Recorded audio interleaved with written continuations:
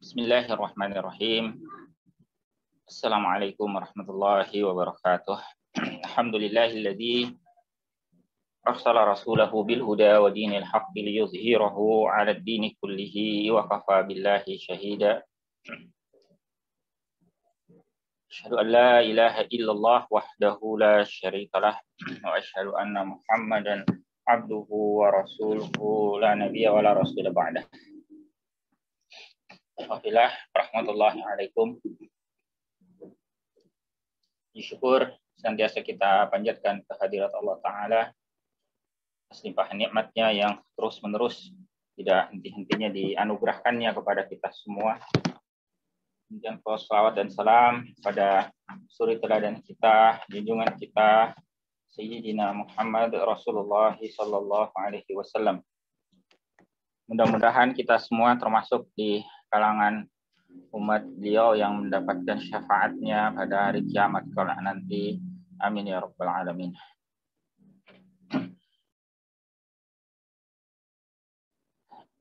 Ya, ikhwafillah rahimakumullah. Alhamdulillah pada kesempatan kali ini kita masuk di hadis yang ke-8 ya, dari kitab Riyadhus Shalihin, masih di bab yang pertama tentang al-ikhlas ya, dan menghadirkan niat. Hadis yang ke-8 ini adalah sebuah hadis yang diriwayatkan oleh Bukhari Muslim dari sahabat Abu Musa al-Asy'ari radhiyallahu anhu. An Nabi Musa Abdullah bin Qais al-Asy'ari atau Abdullah bin Qais al-Asy'ari radhiyallahu anhu. Ini sahabat ini Abu Musa al-Asy'ari, nama aslinya adalah Abdullah ya bin Qais, adalah salah satu sahabat yang terkemuka. Jadi beliau dinisbatkan kepada Asy'ar. Asy'ar ini sebuah kabilah ya yang ada di Yaman, ya. Kabilah yang masyhur yang ada di Yaman sana. Dia termasuk sahabat yang sangat dikenal ya, karena punya banyak sekali keutamaan. Di antaranya, jadi sahabat ini dikenal sebagai sahabat yang berhijrahnya itu 3 kali. Kalau biasa kita kenal hijrah itu ya 2 kali atau bahkan mungkin hanya sekali. Ya. Nah, sahabat ini hijrahnya sampai 3 kali. Hijrah yang pertama itu kan adalah hijrah Habasyah. Ya. Sebelum hijrah ke Yastrib itu ada hijrah Habasyah. Nah, kemudian ada yang kedua ya, hijrah ke ke Yastrib itu. Nah, ternyata sahabat ini Abu Musa al-Asy'ari radhiyallahu anhu itu hijrah sampai 3 kali. Dari mana hijrahnya yang pertama? Hijrahnya yang pertama itu ini ketika dia meninggalkan negerinya Yaman. Ya, dari Yaman dia berhijrah ke Mekah. Lalu ketika rombongan hijrah ke Habasyah itu berangkat, dia juga ikut ya berhijrah ke Habasyah. Kemudian nanti ya beberapa tahun kemudian dia juga ikut hijrah ke Madinah, ke Yastrib. Ya. Mereka naik kapal ya, naik safinah. Dalam riwayat itu diceritakan rombongan ini pulang dari Habasyah itu dengan mengarungi laut, ya, melewati lautan. Ya. Jadi disebut sebagai ashabus safinah. Jadi 3 kali dia berhijrah, ya luar biasa. Kemudian sahabat ini juga Abu Musa al-Asy'ari dikenal sebagai sahabat yang mempunyai suara yang sangat indah. Ya.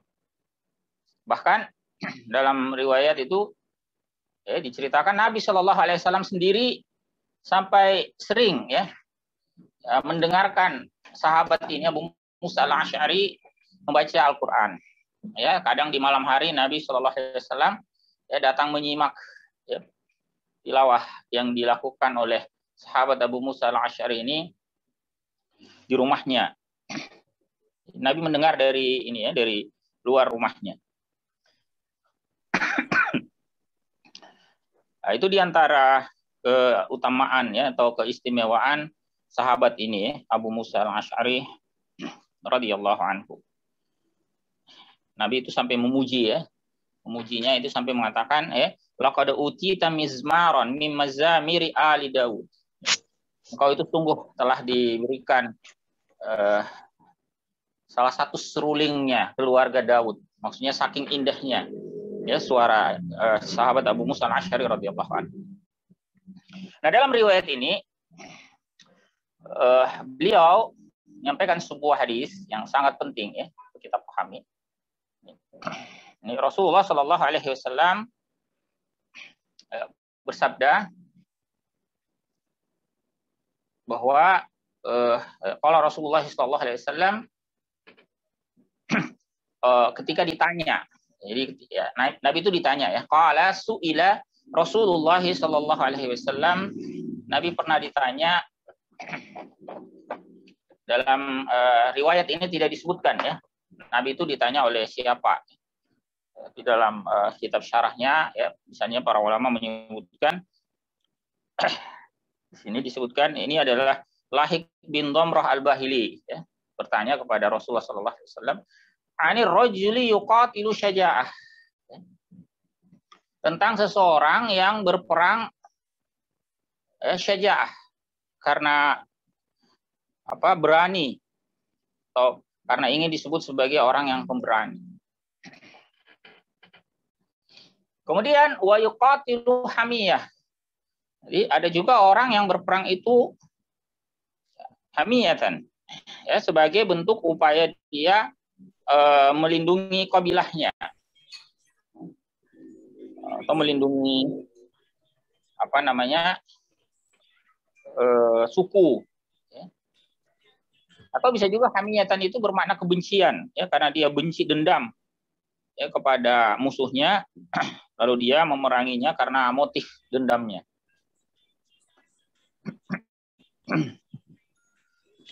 Kemudian yang ketiga, wa yuqatilu riya'an. Ya, ada juga orang yang berperang itu karena riya. Ini karena ingin dipuji ya oleh manusia. Maka ditanyalah Rasulullah sallallahu alaihi wasallam, "Ayyu dzalika fi sabilillah?" Manakah dari orang-orang tadi itu yang fi sabilillah, yang berjihad fi sabilillah? Faqala Rasulullah sallallahu alaihi wasallam, lalu Rasulullah sallallahu alaihi wasallam bersabda, "Man qatala litakuna kalimatullahi hiyal ulya." Siapa berperang ya, agar kalimatullah itu menjadi tinggi, maka fahuwa fi sabilillah ya, maka dia adalah orang yang berjihad fi sabilillah. Nah, itu yang dijawab ya, jawaban Nabi Shallallahu Alaihi Wasallam terhadap pertanyaan dari sahabat ini ya, Lahik bin Dhamrah al-Bahili.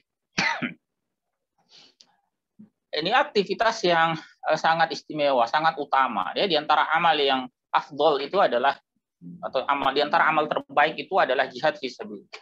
Ya. Tetapi jihad fisabilillah ini pun mengharuskan yang bersangkutan itu melakukannya dengan penuh keikhlasan, bukan karena motif duniawi. Ya, motifnya itu harus litakuna kalimatullahi fil ulya, semata-mata untuk meninggikan kalimatullah. Bukan untuk meninggikan dirinya, ya, meninggikan kelompoknya dan sebagainya, tetapi untuk meninggikan kalimatullah. Maka inilah yang disebut sebagai fahuwa fi sabilillah. Ya. Kemudian hadis yang kedua juga diriwayatkan oleh Bukhari Muslim dari sahabat Abu Bakrah. Ya, kali ini dari sahabat yang lain. An Abi Bakrah Nufai bin al-Haris as-Saqafi radhiyallahu anhu. Dari sahabat Abu Bakrah, atau nama aslinya adalah Nufai ya, Ibnul Haris, Nufai putra al-Haris as-Saqafi radhiyallahu anhu.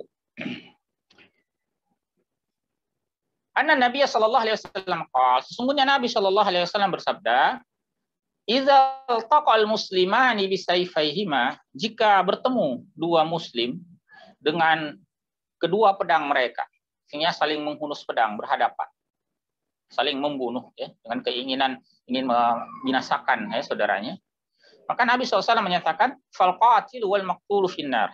Maka yang membunuh dan yang dibunuh itu di neraka. sama. Yang membunuh dan yang dibunuh itu di neraka. Qultu, lalu aku bertanya, ini sahabat Abu Bakrah ini bertanya, ya Rasulullah, wahai Rasulullah, hadzal qatil. Ini si pembunuh. Ya, oke lah, si pembunuh oke lah, dia masuk neraka karena membunuh saudaranya muslim. Fama balul maktul. Maka bagaimana gerangan si orang yang terbunuh? Ya, bagaimana gerangan dengan korban yang dibunuh ini? Ya, mengapa dia juga finnar? Qal, maka beliau bersabda, innahu kana harisan ala qatli sahibi. Sesungguhnya dia juga harisan, sangat berkeinginan, berambisi dengan sangat kuat, ya, ala qatli sahibi, untuk membunuh sahabatnya itu, atau membunuh saudara. Cuman kalah mahir saja menggunakan senjata atau kalah cepat, ya, sehingga dia yang terbunuh. Tapi motifnya sama, ya, tidak berbeda motif yang membunuh dan yang dibunuh. Yang dibunuh itu hanya keduluan saja. Tandanya dia lebih dahulu, dialah yang menjadi al-qatil. Maka sama-sama mereka, ya, motifnya sama, ya. Niat buruk atau niat jahat yang ada dalam diri mereka sama, maka statusnya pun juga sama. Nah, hadis ini ikhwafillah sangat membekas ini pada sahabat Abu Bakrah ini, ya. Jadi sahabat Abu Bakrah, ya, Nufai bin Al-Haris ini hidup, ya, sampai pada tahun ke-51 atau 52 Hijriyah. Dia masih mendapati masa Khulafaur Rasyidin. Hadis ini sangat membekas bagi dia. Maka ketika terjadi perang Jamal di masa Khalifah Ali bin Abi Thalib, ya, radhiyallahu anhu. Di perang Jamal itu kan Aisyah, istri Nabi radhiyallahu anhu itu, istri Nabi SAW itu memimpin pasukan, ya, dengan menaiki unta, makanya disebut sebagai perang Jamal. Itu, ya, sementara kekhilafahan saat itu berada di di tangan Ali bin Abi Thalib radhiyallahu anhu. Dan sahabat ini Abu Bakar ini mengetahui perang itu, melihat perang itu, tetapi dia tidak memihak, ya, di kubu manapun.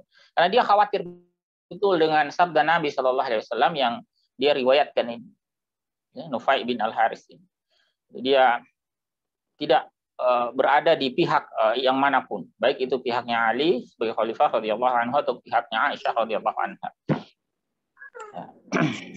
Itu, ya, dalam perangan Jamal. Perang antar sahabat itu sangat dia hindari. Ya, salah satunya karena dia berpegang dari hadis Nabi Shallallahu Alaihi Wasallam yang diriwayatkan sendiri. Kita lihat hadis yang ke-10. Ya.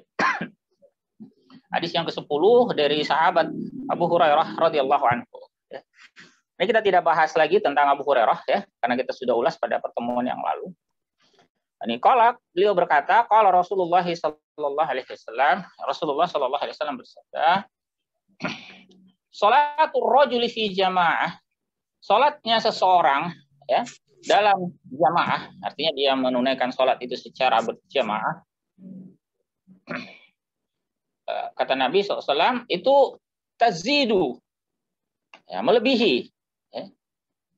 Melebihi apa? Tazidu ala salatihi fi suqihi wa baitihi, ya, lebih tinggi pahalanya atau lebih banyak pahalanya daripada sholatnya di rumahnya atau di fi suqihi, di pasarnya, atau di, kalau zaman sekarang, di tokonya, ya, kiosnya misalnya, tempat dia berdagang. Wa baitihi, dan juga di rumahnya. Lebih tinggi atau lebih banyak bid'an wa isyrina darajah, ya, 20 sekian derajat. Ya, ini bid'an ini angka antara 3 sampai 9, ya, makanya biasanya diterjemahkan beberapa, 20-an, ya. Karena ada riwayat lain itu yang menyebut 25, ada yang menyebut 27, ya, dan sebagainya. Kalau dalam riwayat ini disebutkan bid'an wa isyrina darajah. Ya.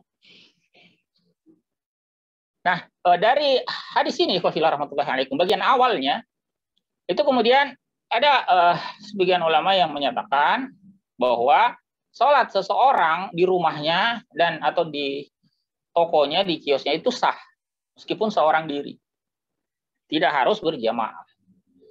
Mengapa? Karena hadis ini memang menyebutkan ya bahwa sholat seseorang dalam jamaah itu lebih baik atau melebihi sholatnya di rumahnya, di tokonya dan di rumah, di pasarnya dan di rumah. Artinya sholat di pasar dan di rumah itu juga sah. Ya. Makanya ada yang menyatakan sholat berjamaah itu hukumnya sunnah, ya. Tapi kalau dalam mazhab Syafi'i yang muktamad itu fardu kifayah.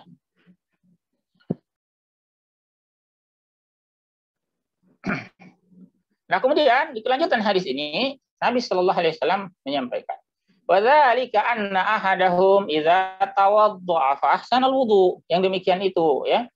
Jika salah seorang di antara mereka itu berwudu lalu memperbagus wudunya, ini wudunya dengan sempurna, bukan hanya fardunya tapi juga yang sunnah-sunnahnya dia kerjakan dengan baik. Jadi dia berwudu, kemudian berangkat, summa atal masjid. Kemudian dia mendatangi masjid, la yuridu illa shalah. Ya, tidak tidak ada yang dia inginkan kecuali untuk melaksanakan sholat. Ya, artinya dia berangkat itu semata-mata untuk melaksanakan sholat.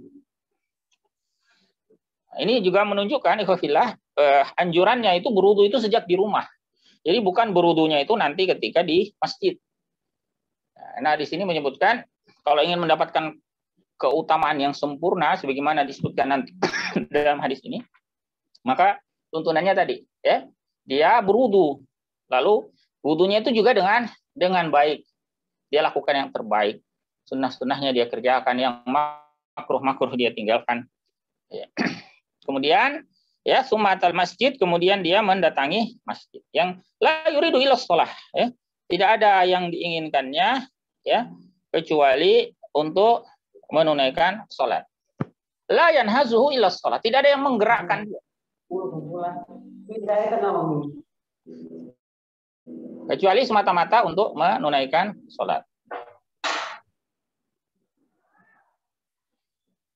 Maka jika dia melakukan yang demikian, Nabi SAW menyatakan, lam yakhtu khutwah, tidaklah dia melangkah satu langkah, illa rufi'a lahu biha darajah, kecuali diangkat baginya melalui satu langkah itu satu derajat. Ya, bayangkan berapa langkah yang dia tempuh, maka segitu derajatnya naik. Dan bukan hanya dinaikkan derajatnya untuk setiap langkah yang dilakukannya, tetapi juga wahutta anhu biha khati'ah, dijatuhkan, digugurkan darinya melalui satu langkahnya itu, ya, digugurkan satu kesalahan. Jadi, pada saat dia melangkah satu langkah, naik derajatnya sekaligus gugur kesalahan. Hatta yadkhulal masjid, sampai dia masuk ke masjid. Fa idza dakhala masjid, maka jika dia telah memasuki masjid, bagaimana? Kana fis sholati maka natis sholat hiya tahbisu. Maka dia akan terus berada dalam sholat, artinya dia tetap terhitung berada dalam sholat selama sholat itu yang menahan dia.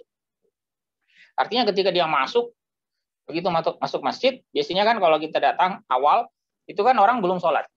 Misalnya azan kita berangkat, sampai di masjid itu misalnya orang belum sholat. Maka begitu masuk masjid itu sudah terhitung seakan kita berada dalam pelaksanaan sholat. Ya, selama sholat itu yang memang membuat dia berada di situ. Jadi kalau lama jeda antara azan dengan iqamah, ya nggak usah risau.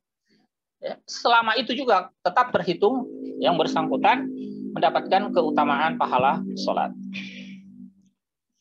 Bahkan Nabi SAW melanjutkan, wal malaikatu yusalluna ala ahadikum. Malaikat itu senantiasa mendoakan, ya, berdoa atas salah seorang di antara kalian, madama fi majlisihi alladhi shalla fi, ya, selama dia berada di tempat duduknya yang dia, ya, menunaikan sholat di sana. Jadi selama dia menunaikan sholat, maka selama itu juga dia tetap berada di tempatnya, maka selama itu juga malaikat senantiasa mendoakan. Yaqulun, mereka berkata, ini berdoa malaikat itu, Allahumma arhamhu, ya Allah rahmatilah dia. Allahumma gfir lahu, ya Allah berikan ampunan kepadanya. Allahumma tub alaihi, ya Allah terimalah tobat atas. Walam, ya, dengan catatan apa? Malam yu'zi fihi, malam yuhdis fihi. Tadi selama yang bersangkutan tadi tidak apa? Tidak mengganggu orang lain, tidak melakukan hal-hal yang buruk, ya. Dan juga tidak berhadas. Ya, selama dia masih suci, meskipun misalnya setelah sholat, ya, sholat sudah selesai, dia masih duduk di situ berzikir, berdoa, ya, dan seterusnya. Atau kalau ada majelis juga dia ikuti, maka dia terus mendapatkan keutamaan ini. Ya, terus senantiasa dalam doa malaikat, ya, dirahmati, ya, diberikan maghfirah, Allah terima taubatnya, dan selama dia tidak mengganggu orang lain atau tidak melakukan perbuatan-perbuatan yang buruk, ya, dan juga tidak berhadas. Ya, ini hadis muttafaqun alaihi dengan redaksi Imam Muslim. Kemudian satu lagi yang terakhir, ikhwafillah rahmatullahi alaikum, hadis yang ke-11, ya. Ini masih berkaitan dengan pentingnya niat, ya. An Abil Abbas, ya, Abdullah bin Abbas bin Abdul Muttalib radhiyallahu anhuma. Ya. Ini dari sahabat Abul Abbas, ya. Abul Abbas atau biasa dikenal sebagai Abdullah bin Abbas, ya. Atau biasa disingkat Ibnu Abbas. Ya. Biasa dengar sahabat Ibnu Abbas radhiyallahu anhuma. Ya. Jadi nama aslinya adalah Abdullah, ya, bin Abbas bin Abdul Muttalib radhiyallahu anhuma. Jadi Ibnu Abbas itu disebut radhiyallahu anhuma karena selain beliau juga kita mendoakan ayahnya, ini Al-Abbas.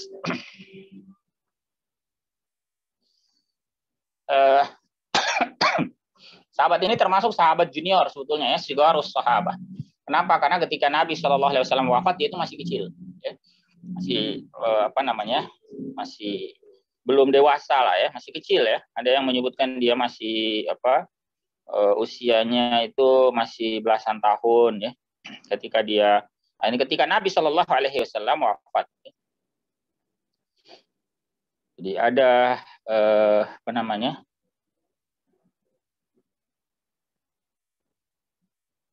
13 tahun, ada juga yang mengatakan 15 tahun, ada yang mengatakan 10 tahun, ya. Jadi ada beberapa pendapat, ya, tentang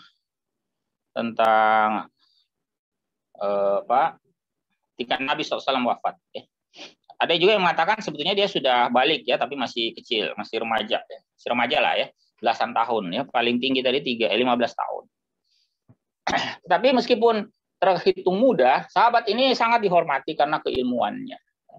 Memang ada doa Rasulullah SAW, ya, secara khusus, ya, riwayatnya Nabi mendoakan, ya Allahumma faqihu fid din, ya Allah, ya, faqihkan dia, pahamkanlah dia dalam din ini, wa 'allimhul hikmata wat ta'wil, ajarkan kepadanya hikmah dan ta'wil. Allahumma 'allimhu ta'wil al-Qur'an, Allahumma barik fihi wa anshur minhu waj'alhu min ibadikas shalihin. Ya, Allahumma zidhu ilman wa fiqhan. Ya, itu di antara doa Nabi SAW pada.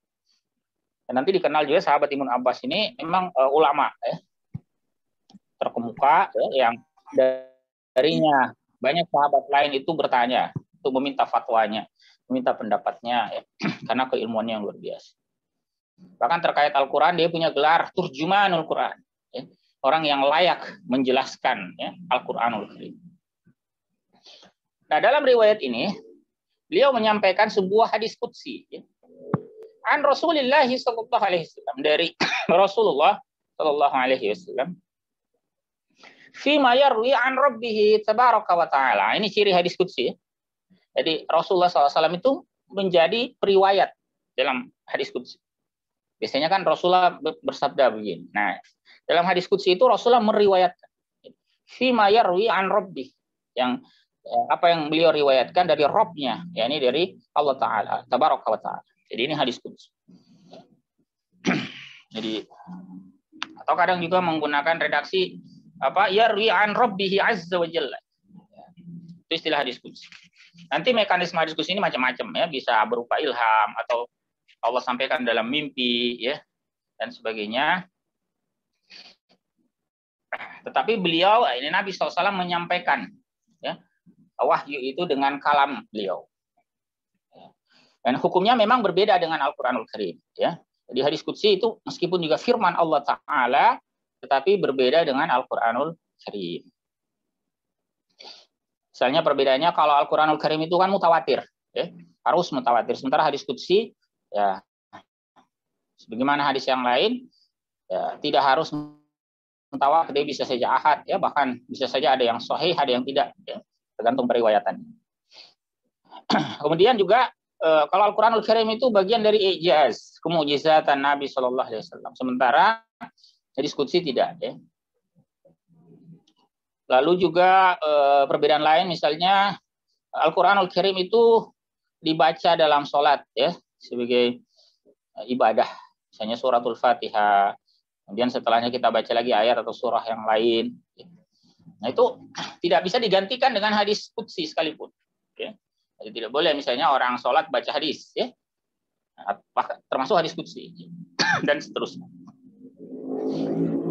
Kalau dalam mazhab Syafi'i, menyentuh kitab hadis tidak wajib berwudu. Tapi kalau menyentuh mushaf Al-Quran, nah itu wajib berwudu. Itu diantara perbedaan yang lainnya. Nah, ikhwah rahmatullahi alaikum, apa isi hadis qudsinya? Qal Inna Allah katabal hasanati was sayyiat. Ya. Sungguhnya Allah menetapkan al-hasanat was sayyiat. Ya, mencatat ketentuan tentang apa itu kebaikan dan keburukan. Summa bayyana dzalik. Kemudian dia menjelaskan hal tersebut. Nah, di antara penjelasan tentang hasanat dan sayyiat, ini menarik, ya. Menarik kalau kita pahami. Faman hamma bihasanah, siapa bertekad ingin melakukan suatu kebaikan, hasanah. Dia berniat, ya, hendak mengamalkan sebuah kebaikan. Falam ya'malha, ternyata dia lalu tidak melakukannya, terhalang dia melakukannya. Sudah dia niatkan untuk qiyamul lail misalnya, ternyata nggak bangun. Sudah dia niatkan besok hari Senin, ya, dia berpuasa sunnah, ternyata sakit, tidak jadi dia puasa. Ya. Meskipun demikian, katabahallahu tabaraka wa ta'ala indahu hasanatan kamilah. Dituliskan oleh Allah tabaraka wa ta'ala di sisinya hasanatan kamilah, sebagai kebaikan yang sempurna. Tidak cacat, tidak berkurang, ya, nilainya. Tetap dianggap sebagai hasanatan kamilah. Ini berkaitan dengan hasanah. Ya. Jadi kalau dia berniat mengerjakan ternyata tidak dikerjakan karena terhalang tadi, maka dia mendapatkan pahala baik. Wa in hamma biha fa'amilaha, jika dia berkeinginan melakukannya lalu betul-betul melakukannya, ya, dia berniat dan memang melakukannya, bagaimana? Katabahallahu 'asyara hasanatin ila 700 dhi'afin ila adha'afin katsirah. Allah tuliskan baginya 10 lipat kebaikan. Bukan hanya 1 tapi 10 kebaikan itu.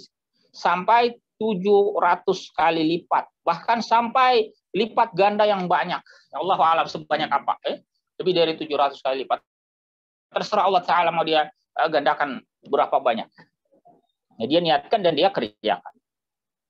Ini terkait dengan hasanah. Bagaimana yang berupa sayyi'ah? Di kelanjutan hadis ini disebutkan, wa in hamma bis sayyi'ah. Kalau dia berniat melakukan sayyi'ah, perbuatan yang buruk, falam ya'malha, tetapi dia tidak mengerjakannya. Urung, dia tidak jadi mengerjakannya. Para ulama menjelaskan dia kemudian membatalkan, mengurungkan niatnya. Dia mau mencuri, dia sudah rencanakan. Ini besok saya mau mencuri hartanya si A. Saya mau menipu si B misalnya dan sebagainya. Dia sudah meniatkan.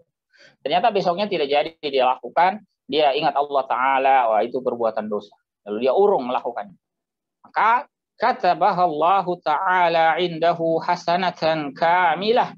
Allah tuliskan baginya, Allah Ta'ala tuliskan di sisinya satu kebaikan yang sempurna. Padahal tadi dia sudah niat untuk melakukan keburukan, namun urung dikerjakannya, ya, karena Allah Ta'ala. Maka itu ternyata dicatat sebagai hasanatan kamilah. Wa in hamma biha fa'amilaha. Bagaimana kalau dia kerjakan? Dia sudah berniat dan memang melakukannya. Ya, dia hamma biha, menginginkan perbuatan itu, dia sudah bertekad mau melakukannya. Fa'amilaha, lalu dia betul-betul melakukannya, maka katabahallahu sayyi'atan wahidah. Allah tuliskan baginya sayyi'atan wahidah, keburukan satu. Bandingkan tadi ketika amal soleh hasanah yang dia kerjakan, yang sudah dia niatkan lalu dia kerjakan, itu 10 kali lipat pahalanya, bahkan 700 kali lipat, bahkan lebih. Sementara kalau satu keburukan, ya hitungnya cuma satu keburukan. Ya. Ini diantara keutamaan ya niat amal soleh itu. Ya. Jadi jangan sampai kita ini amal soleh saja tidak berani berniat. Ya. Jadi, misalnya ya, mau nggak berzakat 1 miliar gitu? Woi, jangan dulu Ustaz katanya ya. Nggak mau berzakat 1 miliar, hanya meskipun dia belum punya harta ya. Ya, azamkan itu, niatkan, siapa tahu besok-besok. Ya. Jangan sampai kita berniat beramal soleh saja tidak berani. Ya, itu diantara istighfar ya rahmatullahi alaikum hadis-hadis yang berkaitan dengan keutamaan ini ya, keutamaan kita berniat yang baik sekaligus juga agar kita menjauhkan diri ya dari niat-niat yang buruk ya, termasuk niat yang buruk itu tadi bisa berupa riya ya, bisa berupa kebencian terhadap saudaranya ya, dan seterusnya. Itu semua adalah bentuk-bentuk keburukan yang wajib untuk kita hindari. Sebaliknya kita menghiasi diri kita dengan apa? Dengan amal soleh ya, dengan setidaknya kita niatkan ya, bertekad meniatkannya dengan sebaik-baiknya ya. Lalu andai pun kita sudah niatkan terhalang, tidak perlu berkecil hati karena itu juga sudah dicatat sebagai kebaikan di sisi Allah Taala. Ya. Wallahu a'lam bishawab. Ya, demikian ikhwafillah rahmatullahi alaikum ulasan kita pada beberapa hadis. Ini hadis ke-8 sampai hadis yang ke-11 ya dari bab yang pertama.